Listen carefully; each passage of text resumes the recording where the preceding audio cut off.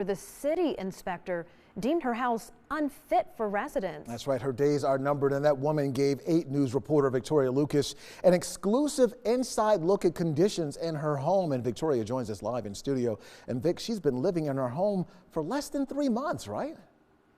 Eric, Heather, good evening to you. That's right. Charlene Connor Webb moved into the multifamily home on November 1st of last year. She says before she moved in, the landlord told her there were some maintenance issues that had to be addressed. But once she moved in, she realized there were too many problems to count. And now the city has said she can't stay there anymore. I'm terrified.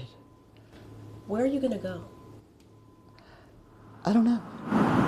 Less than 3 months after moving into this multifamily home, the Petersburg City inspector let Charlene Connor Webb know she has to go. A yellow tag outside the property tells the story, reading in part, the structure is unfit for habitation and its use or occupancy has been prohibited. This was the worst house they had ever seen.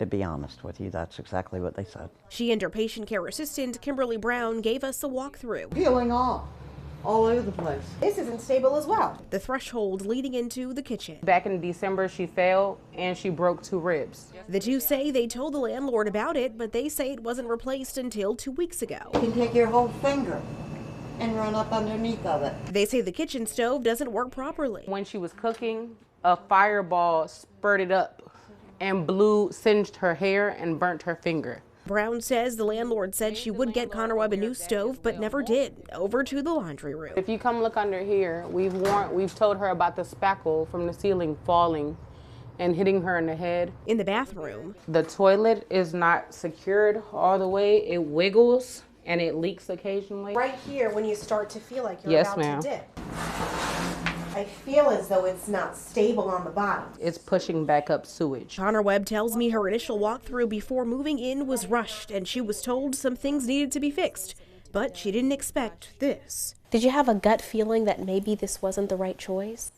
Not at first, no, because she comes across sweet as pie and very accommodating. But when Brown called to let the landlord know that the home had been tagged by the city, she tells me, well, you'll be hearing from my lawyers, as well as we do not know why these issues are all of a sudden happening when she moved in. Connor Webb now left scrambling. What do you want right now? What do you hope for right now? I want my life back. I want to be able to have a house. I was able to get in touch with Diane Bowman today. She's the landlord. She let me know she couldn't speak with me about the situation per the advice of her attorney. When I spoke to her lawyer, who refused to give me his name, he told me there are things I don't know and that there's a, quote, game being played. He said they're planning on going to court. Meanwhile, Connor Webb must move out as soon as possible. Live in studio, Victoria Lucas, 8 News.